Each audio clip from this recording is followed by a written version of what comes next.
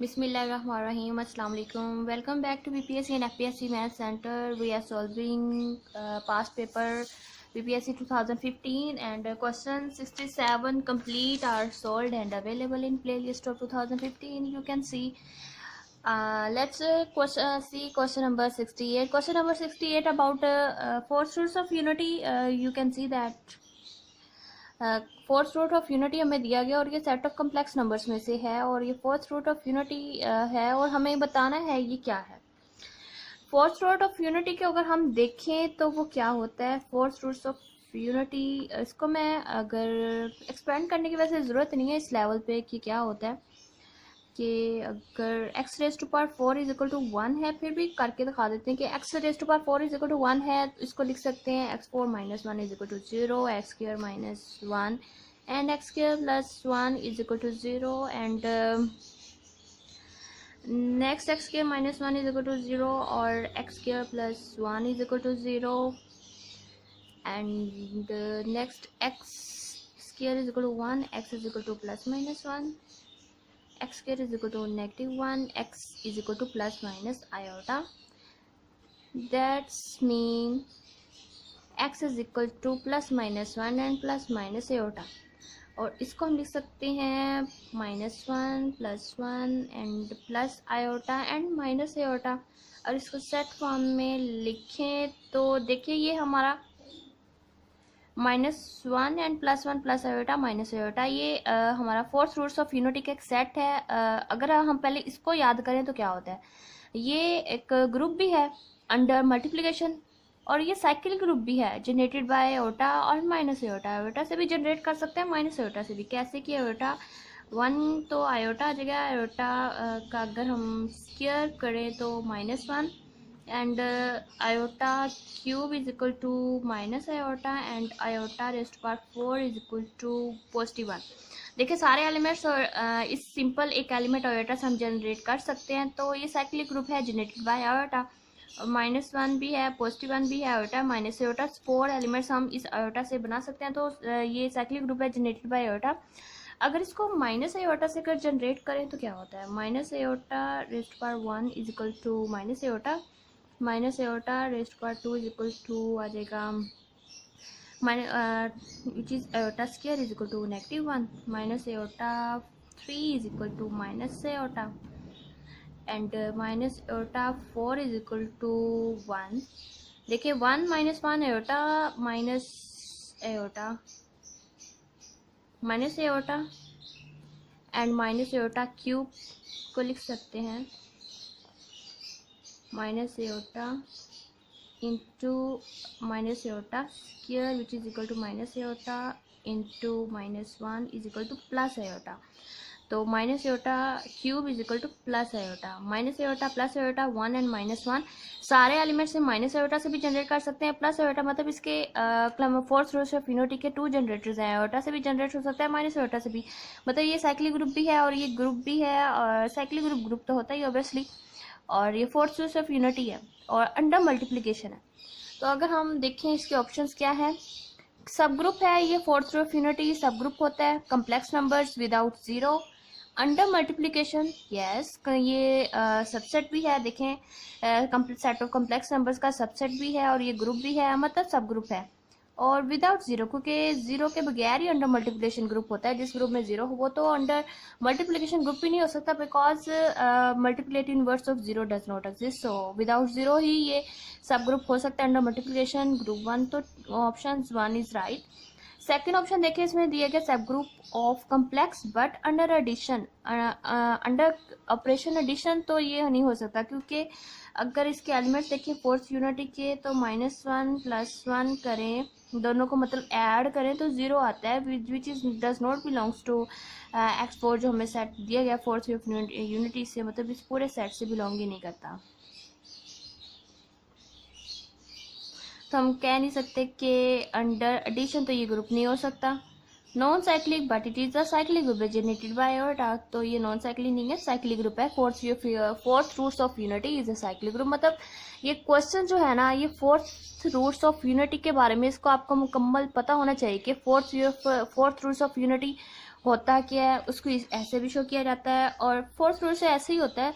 और ये सब ग्रुप होता है सेट ऑफ कॉम्प्लेक्स नंबर्स का, अंडर एडिशन अंडर मल्टीप्लिकेशन होता है, अंडर एडिशन नहीं होता। बस ये इसके बारे में आपको तो पता होना चाहिए। नेक्स्ट ऑप्शंस तो आप डिस्कार्ड एंड राइट चूज कर सकते हैं। फोर्थ वन देखें, सब group of rationals but it is a subset of complex number. कोई सबसेट ऑफ कॉम्प्लेक्स का वो रैशनल्स का तो हो ही नहीं सकता, क्योंकि ओर्टा आ जाता है, ओर्टा तो कॉम्प्लेक्स का होता है, ओर्टा तो रैशनल्स में होता ही नहीं है। ये सबसेट नहीं है तो सब ग्रुप भी नहीं हो सकता। तो first one is the right which is subgroup of complex without zero या minus zero under multiplication. First option is the right for question number 68. How is it right? It is explained. You can watch and understand. Let's see question number 69. Next one. Next question number 69 में देखिए हमें क्या कहा गया कि R cube under vector product form. R cube vector product के अंदर क्या बनाता है? Group monoid, semi and group पाइड। ऑप्शंस को देख के हमें आप देखें, ग्रुप है, ग्रुप से पीछे मोनाइड होता है, मोनाइड हो तो सेमी हो तो मोनाइड होता है, ग्रुप पाइड हो तो सेमी होता है। मतलब सबसे पहले कुलेयर, फिर एसोसिएट, फिर आइडेंटिटी एंड इनवर्स, इस तरह ऑप्शंस हैं। तो पहले हम थोड़ा सा मतलब रिवाइज कर बताती हूँ कि ग्रुप आइड है, सेमी मोनाइड वगैरह क्या हो, तो उससे इस क्वेश्चन को अंडरस्टैंड करना ज़्यादा आसान होगा, मतलब समझाना ज़्यादा आसान होगा। अब देखिए कि जो ग्रुप होते हैं, सबसे पहले ग्रुप आइड देखें तो ग्रुप आइड वो होता है जिसमें कुलेयर ला होल्ड करता है, और सेमी ग्रुप होता है जिसमें एसोसिएटिव ला होल्ड करता है, उस ग्रुप का नाम सेमी ग्रुप होता है। और जिस ग्रुप में मतलब कुलेयर ला, एसोसिएटिव और आइडेंटिटी भी होल्ड करे उस ग्रुप को मोनाइड ग्रुप या सिंपली मोनाइड कहेंगे।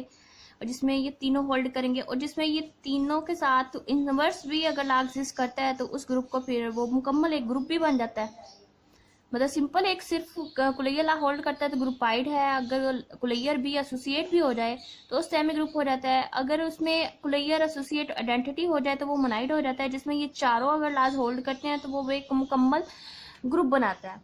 तो देखें कि आर जो वेक्टर प्रोडक्ट होता है वो ग्रुप पाइड तो होता है, क्योंकि दो वेक्टर्स का वेक्टर प्रोडक्ट लें, फॉर एग्जांपल मेरे पास दो वेक्टर्स हैं, ए क्रॉस बी लेंगे, दो वेक्टर्स का प्रोडक्ट ले तो अनदर वेक्टर ही आएगा। तो ये मतलब जो दो ऑपरेशंस लगाने के बाद जो आंसर आता है वो भी उस सेट से बिलोंग करे, तो वो ये ला होल्ड करता है विच इज क्लोज्ड, तो मतलब ये ग्रुप पाइड तो है। नेक्स्ट सेमी ग्रुप देखें कि अगर मेरे पास दो वेक्टर्स, तीन सेमी ग्रुप के लिए तीन होने चाहिए, A cross B cross C is equal to A cross B cross C, and associate के लिए ये होता है।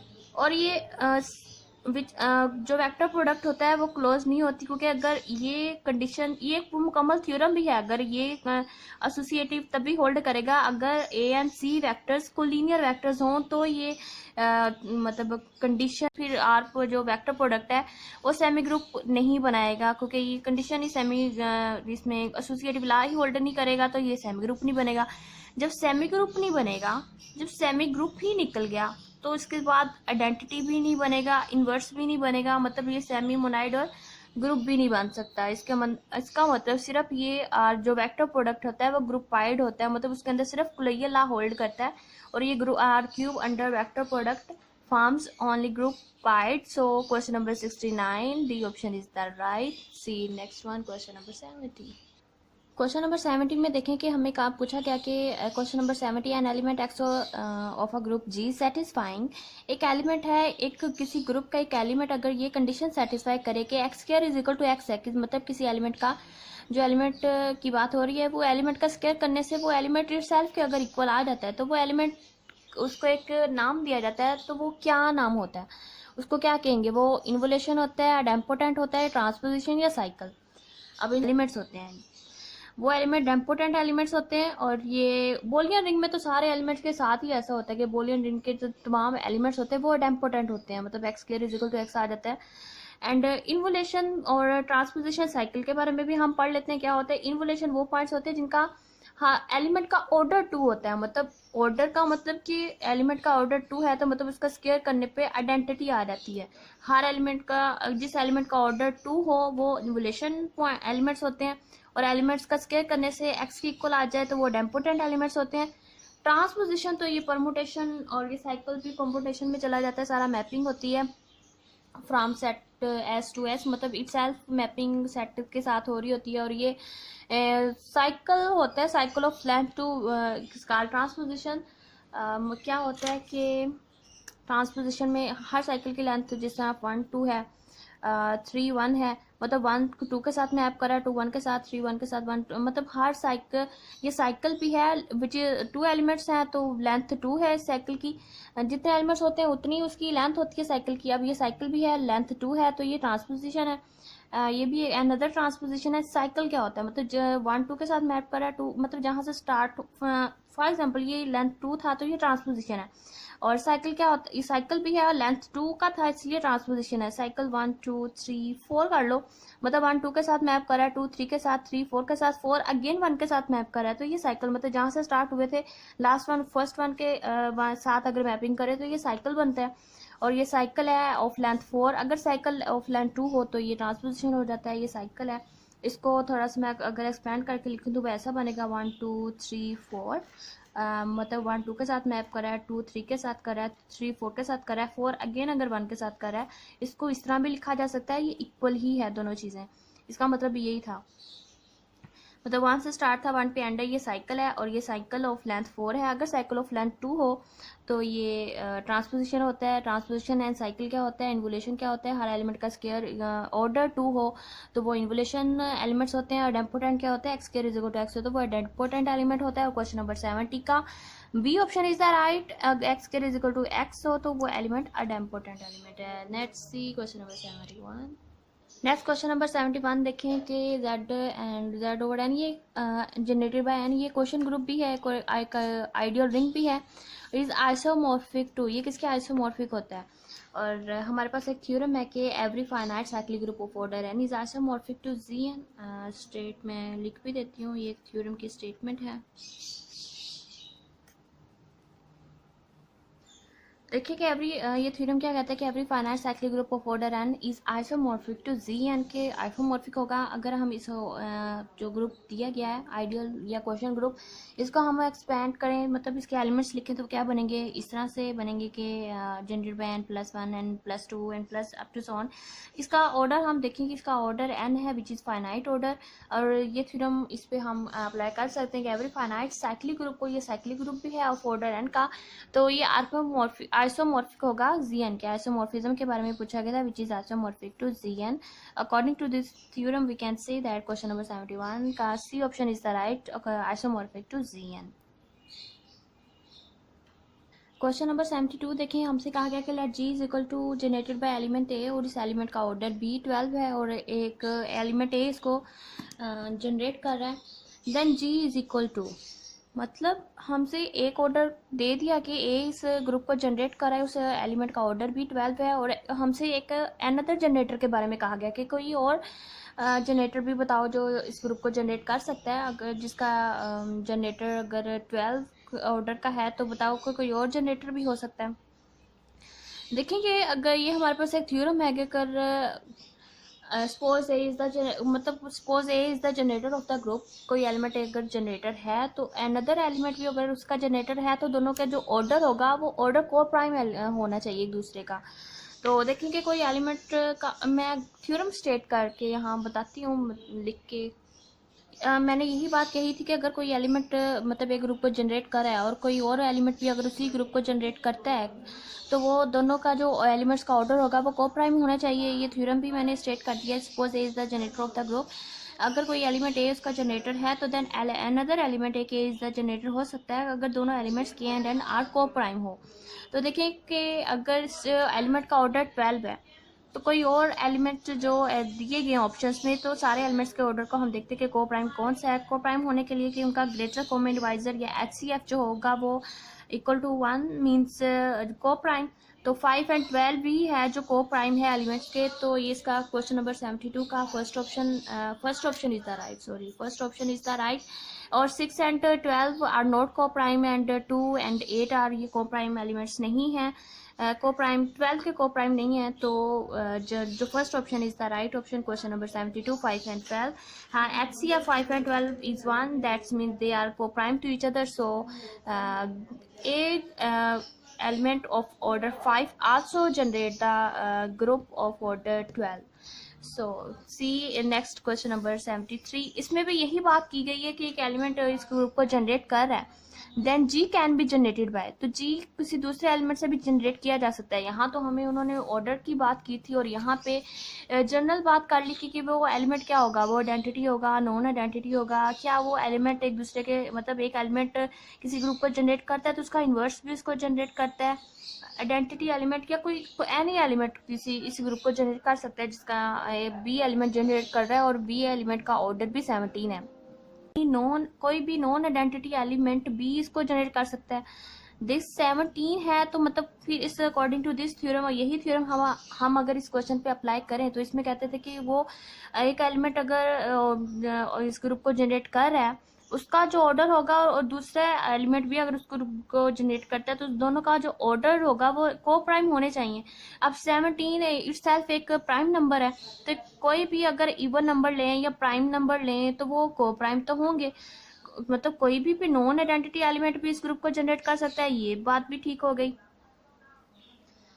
और मतलब नेक्स्ट नॉन आइडेंटिटी एलिमेंट मतलब कोई भी इसको मतलब आप इवन नंबर लें चाहे तो वो भी को प्राइम होगा, चाहे आप कोई प्राइम नंबर ही ले लें वो भी इसके को प्राइम होगा, तो कोई भी नॉन आइडेंटिटी एलिमेंट भी इस जो ग्रुप को जनरेट कर सकता है। और फर्स्ट ऑप्शन देखें any element of G can generate, तो आइडेंटिटी एलिमेंट से तो मतलब जनरेट सिंपल नहीं किया जा सकता ना ग्रुप। अगर एनी एलिमेंट की बात करते हैं तो एलिमेंट में तो फिर आइडेंटिटी भी आ जाती है। आइडेंटिटी तो मतलब सिंपल है ग्रुप जिसके अंदर सिर्फ आइडेंटिटी ही है तो उससे क्या ग्रुप जनरेट होगा, तो ये फर्स्ट ऑप्शन तो नहीं होगा, लास्ट वन भी नहीं होगा, इसमें तो डायरेक्ट उन्होंने आइडेंटिटी की बात कर दी। और ये इसके लिए फिर कौन सा हमने तो एक ऑप्शन चूज करना, तो बेस्ट ऑप्शन इस था बी ऑप्शन के any non identity element of G, क्योंकि इन्वर्स एलिमेंट और उसका इन्वर्स भी जनरेट कर सकता है, लेकिन सबसे बेस्ट ऑप्शन या प्रॉपर ऑप्शन यही है कि आप बी को चूज करें जो एनी नॉन आइडेंटिटी एलिमेंट, तो इसमें सारी बात ही आ जाती है। एनी नॉन आइडेंटिटी मतलब आइडेंटिटी के अलावा सारे एलिमेंट्स इस ग्रुप को जनरेट कर सकते हैं। तो क्वेश्चन नंबर 73 का B option is the perfect and proper option यही है कि आप इसको चूज करना। So let's see question number 74। Question number 74 देखिए, इसमें हमें एक ग्रुप दिया गया है और हमसे यहाँ नॉर्मलाइजर के बारे में पूछा गया है, तो मतलब नॉर्मलाइजर के बारे में भी आपको पता होना चाहिए तभी आप इस क्वेश्चन को कर सकते हैं। नॉर्मलाइजर की डेफिनेशन एंड ये ग्रुप देखिए तो हमें ये group G3 डाइहाइड्रो group of order 6 का दिया गया है और इसके जो एलिमेंट्स होंगे वो क्या होंगे, वो होंगे D3 डाइहाइड्रो ग्रुप है D3 का, और इसके जो एलिमेंट्स होंगे वो होंगे identity alpha, alpha square, beta, alpha beta and alpha square beta. 1 2 3 4 5 6 order का ये डाइहाइड्रो ग्रुप है और इसमें alpha is the inverse of alpha square है एंड बाकी देखिए ऑर्डर 2 है एलिमेंट्स का, इसका भी ऑर्डर 2, इसका भी। जो एलिमेंट्स ऑर्डर 2 के होते हैं ना वो सेल्फ इनवर्स होते हैं, ये भी एक थ्योरम है। Every element have order 2 is they are self inverse और आल एलिमेंट्स जो सेल्फ एक इम्पोर्टेंट कंडीशन और भी है आपको बताती जाऊँ कि मतलब जो एलिमेंट्स का ऑर्डर 2 होता है ना वो सेल्फ इन्वर्स होते हैं, ये बात मैंने अभी की। और जो सेल्फ इन्वर्स एलिमेंट्स होते हैं ना वो बहुत इंपॉर्टेंट एलिमेंट्स, मतलब वो सेंट्रलाइजर के भी एलिमेंट्स हो सकते हैं और नॉर्मलाइजर के भी हो सकते हैं और सेंटर के भी एलिमेंट्स हो सकते हैं सेल्फ इन्वर्स एलिमेंट्स। ये वो दो इम्पोर्टेंट बातें मैंने बताई कि जो एलिमेंट्स का ऑर्डर 2 होता है वो सेल्फ इन्वर्स भी होते हैं और वो सेंट्रलाइजर में भी आ जाते हैं, सेंटर में भी आते हैं और नॉर्मलाइजर में भी वो मतलब उनका पार्ट होता है, part of normaliser, centraliser and centre. और नॉर्मलाइजर की बात हमसे की गई है तो नॉर्मलाइजर की डेफिनेशन भी करते जाते हैं कि normaliser of set H in जी, मतलब वो जी एच जो होता है वो सबसेट होता है, उस ग्रुप का सब ग्रुप होता है। तो उसका क्या उसकी डेफिनेशन के हर जो एलिमेंट्स हैं जी के सच दैट जी कम्यूट करे उस सबसेट के सब ग्रुप के साथ, G H is equal to H G हो, तो उसमें इस तरह के नॉर्मलाइजर में एलिमेंट्स आते हैं कि वो जो ग्रुप के एलिमेंट्स होते हैं वो कम्यूट करते हैं इस एच के साथ, देन इसे कहेंगे कि नॉर्मलाइजर ऑफ एच इन जी। तो कम्यूटेटिव प्रॉपर्टी मतलब कम्यूट करना चाहिए उसको एच के साथ। तब देखते हैं कि कौन कौन से एलिमेंट्स कम्यूट करते हैं इस जो हमें सेट, यहाँ जो एच हमें क्वेश्चन में गिवन है वो है आइडेंटिटी और बीटा, ये इस सेट में सिर्फ 2 ही एलिमेंट्स हैं। उन्होंने कहा कि बताओ कि जी के कौन से एलिमेंट्स इस एज के साथ कम्यूट करते हैं, वो फिर सारे नॉर्मलाइजर में आ जाएंगे। तो आइडेंटिटी को देखें तो आइडेंटिटी इसके साथ कम्यूट कर जाएगी, मतलब E H is equal to H E हो जाएगा, नॉर्मलाइजर में आइडेंटिटी तो आ गई। नेक्स्ट देखें आइडेंटिटी एंड बीटा। बीटा को आप चेक करें तो बीटा तो इसके साथ वो भी कम्यूट कर जाएगा, that mean beta H is equal to H beta हो जाएगा, क्योंकि बीटा जो है वो ऑर्डर 2 का है और ये सेल्फ इन्वर्स है। तो ये कम्यूट कर जाएगा, अगर कम्यूट करता है तो ये बिलोंग कर जाएगा set normaliser of H in G में, ये सेट में आ जाएगा, और ये भी सेट में आ जाएगा नॉर्मलाइजर ऑफ एज इन जी, ये भी सेट में आ जाएगा। नेक्स्ट अगर अल्फ़ा बीटा को देखें क्या ये कम्यूट करता है, तो ये भी मैं लिख के बताती हूँ सारा कैसे। अभी मैंने कहा कि जिस एलिमेंट का ऑर्डर 2 होता है ना, फॉर एग्जांपल बीटा स्क्वायर है, हमें दिया गया बीटा स्क्वायर, मतलब इस बीटा का जो ऑर्डर है वो 2 है। अगर किसी एलिमेंट का ऑर्डर 2 हो तो वो सेल्फ इन्वर्स का मतलब क्या होता है कि वो beta and beta inverse are the same, ये बात होती है। ये एक मुकम्मल एक थ्योरम की स्टेटमेंट्स हैं कि अगर किसी एलिमेंट का ऑर्डर 2 हो तो वो सेल्फ इन्वर्स होते हैं। ये अब तक बात की, और मैंने ये भी कहा कि नॉर्मलाइजर की डेफिनेशन क्या होती है, ये भी मैंने बताया कि आइडेंटिटी एज के साथ कम्यूट करती है, क्योंकि आइडेंटिटी तो इस सेट के साथ कम्यूट कर ही जाएगी, और बीटा भी करता है क्योंकि beta is of order 2 and they are self inverse, so they are part of normalizer. और ये वैसे भी एक थ्योरम है कि अगर किसी एलिमेंट का ऑर्डर 2 हो तो वो नॉर्मलाइजर, सेंट्रलाइजर एंड सेंटर के एलिमेंट्स होते हैं। तो ये वैसे भी थ्योरम के अकॉर्डिंग भी कर जाता है, और वैसे प्रूव करके भी देख लें तब भी हो जाता है। अगर तो फर्स्ट ऑप्शन भी हो गया। सेकंड ऑप्शन देखें तो इसमें identity and beta and alpha beta. Alpha beta के लिए आप चेक करें तो क्या ये पार्ट है, ये तो हमने अकॉर्डिंग टू थ्योरम कर लिया। तो अल्फा बीटा एलिमेंट को चेक करते हैं क्या वो इस एज के साथ, मतलब आइडेंटिटी एंड बीटा जिसके एलिमेंट्स हैं क्या इसके साथ कम्यूट करता है। तो उसके लिए मैंने ये लिखा है, देखें कि अल्फा बीटा को अगर हम इसके साथ चेक करें तो अल्फा बीटा को बीटा के साथ जब करवाया ऑपरेट तो अल्फा बीटा स्क्वायर बना, और बीटा स्क्वायर का बीटा का जो ऑर्डर है वो 2 है, then alpha into identity is equal to alpha आ गया। ये मैंने करवाया था, इसको लेफ्ट साइड से मल्टीप्लाई, अगर हम इसको राइट साइड से मल्टीप्लाई करवाऊँ इस एलिमेंट को इस बीटा के साथ, तो क्योंकि they are self inverse, alpha beta को अल्फा बीटा इन्वर्स भी लिख सकते हैं, और इन्वर्स को ओपन करें तो बी इन्वर्स ए इन्वर्स बनेगा, तो B and B inverse identity आ जाएगी, और अल्फा इन्वर्स, और अल्फा जो है वो ऑर्डर 2 का है, तो ये अल्फा, तो ये अल्फा स्क्वायर आ गया। मतलब ये इसको they are not commutative beta into alpha beta, मतलब ये कम्यूट नहीं कर रहा है इस बीटा के साथ, तो ये अल्फा बीटा एलिमेंट जो है वो इसके नॉर्मलाइजर का पार्ट नहीं होगा। और अगर सेट जी के देखें तो जी में तो सारे एलिमेंट्स ही हो जाते हैं, तो वो उसमें अल्फा बीटा भी आ जाएगा। अल्फा बीटा हम चेक कर चुके हैं कि ये नॉर्मलाइजर का पार्ट नहीं है, बट इस ग्रुप का पार्ट होगा, तो जिस ग्रुप का पार्ट है तो वो भी इस नॉर्मलाइजर का पार्ट नहीं होगा, ये भी नहीं होगा।